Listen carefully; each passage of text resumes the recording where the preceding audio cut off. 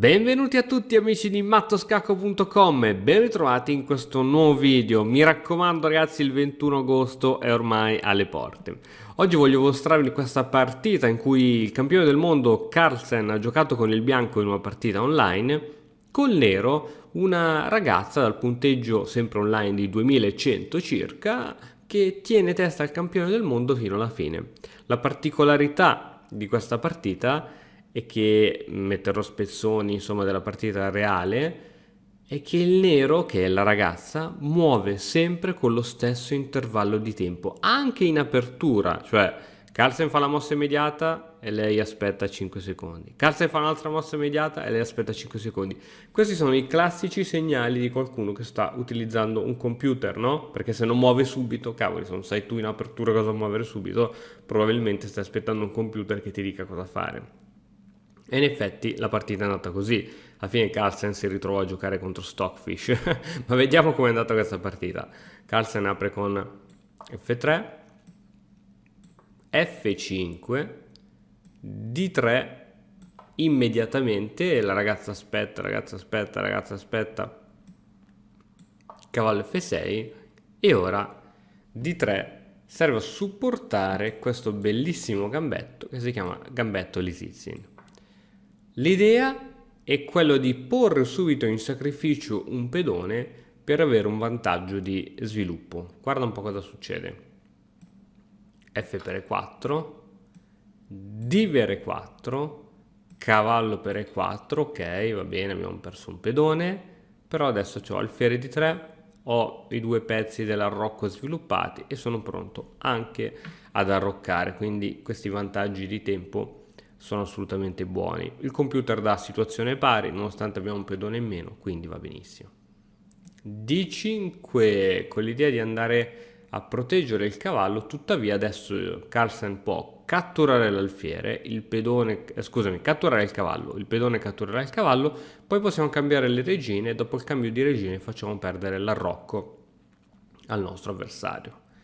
E infatti la partita andò proprio così, tac, tac, c'è il cavallo minacciato sotto, ma abbiamo questa mossa intermedia di scacco, il re cattura, ora bisogna spostare questo cavallo, quale mossa migliore se non cavallo in G5. Il cavallo ovviamente punta su F7 per il doppio su torre re, ma allo stesso tempo punta anche a riprendersi il pedoncino su E4. Questa casa assolutamente deve essere protetta, purtroppo alfiere in E6 non funziona perché si perde l'alfiere, dunque rimane praticamente solo re in E8 per controllare la casa F7. È il turno del bianco che ora continua tranquillo il proprio sviluppo. Cavallo C3 con doppia minaccia su questo pedone. Carlsen non ha ancora arroccato perché vuole darsi la possibilità di un eventuale arrocco lungo. Dopo che questo alfiere verrà sviluppato per esempio in F4, il re bianco avrà ampia scelta dell'arrocco. Solitamente con le donne che non sono più sulla regina tranquillamente si può scegliere di non arroccare o arroccare lungo perché il re si trova già un pochettino più al centro della scacchiera e i pericoli ormai non sono così tanti. È il turno del bianco che gioca alfiere in F5, alfiere F4 minacciando C7. Qui una persona normale probabilmente avrebbe preso un po' di provvedimenti contro questo punto e già qui la prima mossa che fa insospettire cavallo C6, sacrificio di pedone. Qui Carlsen pensò a lungo, si meravigliò di questa mossa e dopo una lunga pensata trovò arrocco lungo. Che cosa poteva accadere se invece Carlsen decideva di attaccare su C7? Andiamo a vedere una possibile variante. Alfiere su C7, benissimo.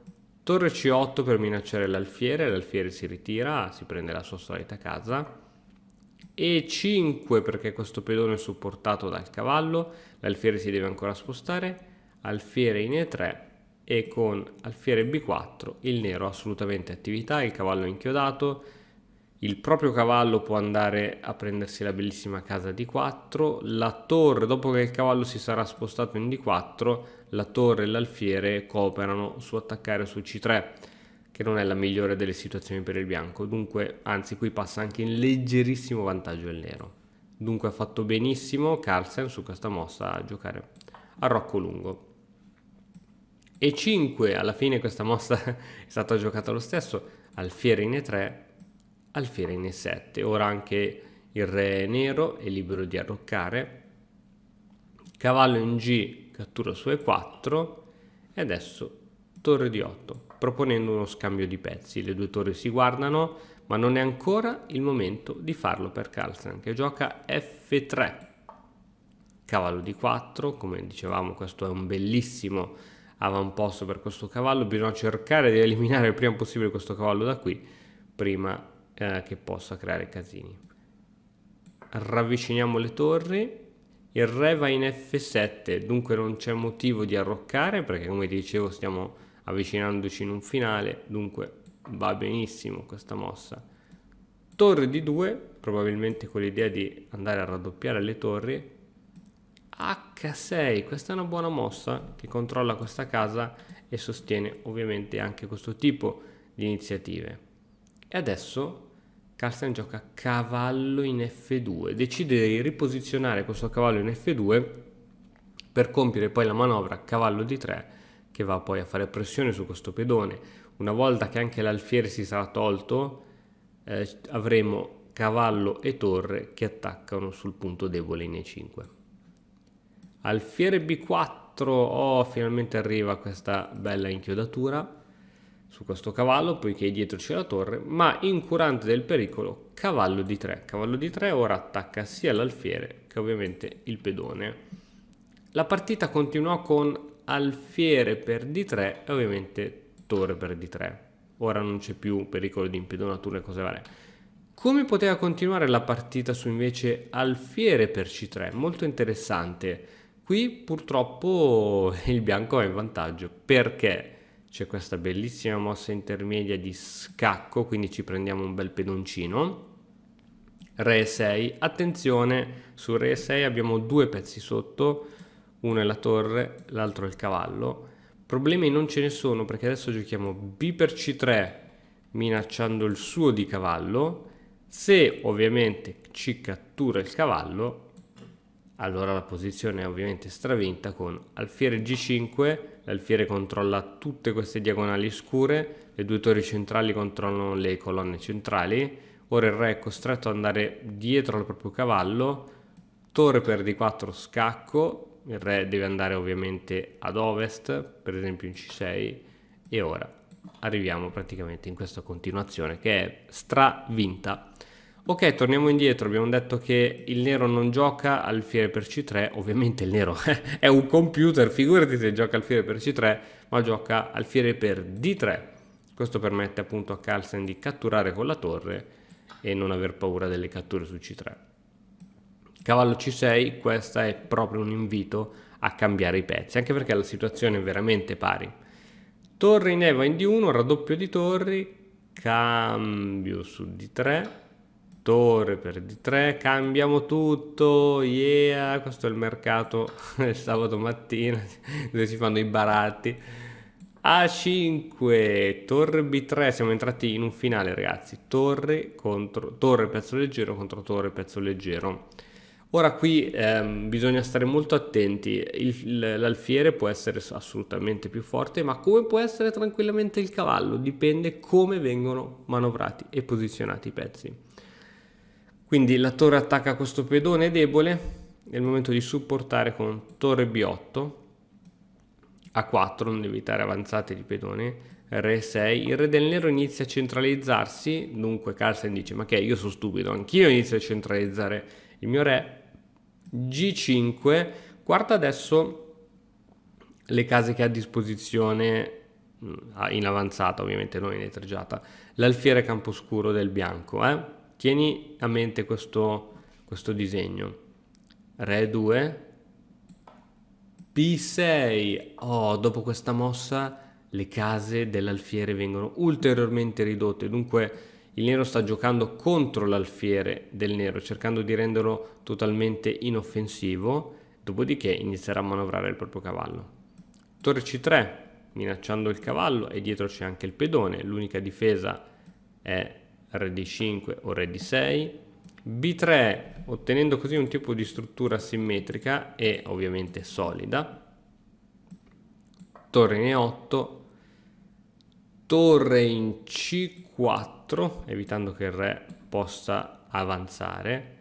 Cavallo D4, scacco, probabilmente vuole un cambio? No, re di 3, C5 supportando il proprio cavallo. Qui abbiamo una torre che è praticamente intrappolata. L'unico modo per far uscire questa torre è giocare C3, costringendo il cavallo a scappare, e il cavallo scappa in F5.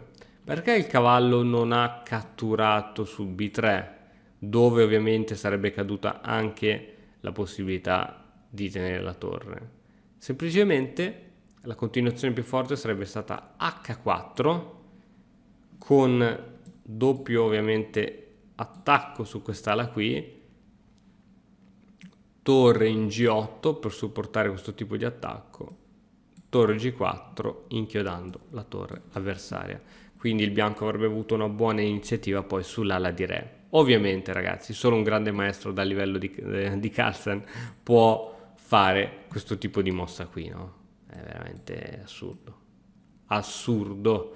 E gioca sul fatto che ovviamente il nero non potrà mai spingere B5 se non appunto con l'idea di sacrificare e di creare un pedone passato sulla colonna A. Comunque andiamo avanti. La partita invece, siccome il nero è un computer, vedi, se fossimo stata una persona normale subito, invece no, cavallo F5 che è la mossa migliore. Alfiere F2, qui intanto il nero a meno di un minuto sta perdendo per il tempo, a meno di 30 secondi sta perdendo per il tempo, e che cosa fa una persona normale quando sta per perdere per il tempo? Inizia a muovere velocemente anche al costo di fare qualche mossa un po' imprecisa. No, qui il nero gioca sempre aspettando i suoi 5-10 secondi a mossa, però qui ancora abbiamo l'ennesima riprova del fatto che stai utilizzando un computer.